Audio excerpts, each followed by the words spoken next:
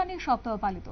মানব ও বন্যপ্রাণীর সহাবস্থান এই থিমের উপর এবছর রাজ্যভিত্তিক বন্যপ্রাণী সপ্তাহ উদযাপিত হচ্ছে এবং তারই অঙ্গ হিসেবে মোহনপুরের হেজামারা স্থিত সুরেন্দ্রনগর বিদ্যালয়ের মাঠে আয়োজন করা হয়েছে বন্যপ্রাণী সপ্তাহ।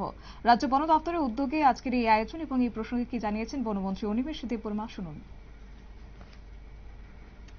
100টিরও বেশি প্রজাতি বন্যপ্রাণী বনে পাওয়া যায় এবং বাইসন বা চশমা বাদর যে সমস্ত এই সমস্ত বন্যপ্রাণী যেটাই আমাদের রাজ্যে আছে এগুলিকে সংরক্ষণ করতে।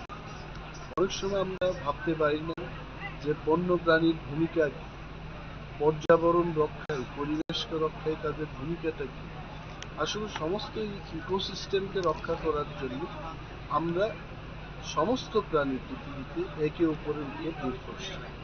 তো ফরেস্ট দপ্তর এইবার আমরা একটা উদ্যোগ গ্রহণ করেছি যে এলিফ্যান্ট প্রজেক্টটাকে আমরা জোর দেব। এলিফ্যান্ট আপনারা দেখতেই পাচ্ছেন যে রেলওয়ে উপর দিয়ে ক্রসিং না থাকে, এলিফ্যান্ট পাস না থাকে, কয়েকটি এলিফ্যান্ট মারা গেছে। এবং এইবারকার আমাদের মেসেজ থাকবে ভারতের রেল দপ্তরকে গতকাল আমি চিঠি দেওয়ার জন্য আমাদের আধিকারিকদের বলেছি এবং ন্যাশনাল হাইওয়ে ইনফ্রাস্ট্রাকচার ডেভেলপমেন্ট কর্পোরেশনের যারা এই কর্ণধার রয়েছেন তাদেরকেও বলেছি যে এই ন্যাশনাল হাইওয়ে এবং রেলওয়ে ক্রসিংয়ের জন্য হাতিগুলোকে ক্রস করার একটা ব্যবস্থা করবে, না হয়ে ওই একটি এলাকায় মানুষ এবং হাতির মধ্যে সংঘর্ষ হচ্ছে। এই হাতিগুলো চট্টগ্রাম পর্যন্ত কোনো এক সময় তেলিয়ামুড়া থেকে শুরু করে চট্টগ্রাম পর্যন্ত তারা হাঁটাহাঁটি করত। তো যখন আমাদের এখানে কাঁটাতারের বেড়াটা দেওয়া হলো, হাতিগুলো যেতে পারছে। তারপরেও ত্রিপুরায় যতটুকু আমাদের বনের অংশ রয়েছে সেখানে যেন তারা চলাচল করতে পারে তার ব্যবস্থাটি গ্রহণ করা এবং মানুষকে সচেতন করা। আরো ছোটখাটো প্রোগ্রাম করার জন্য ইতিমধ্যে আমরা বাজেট দিয়েছি।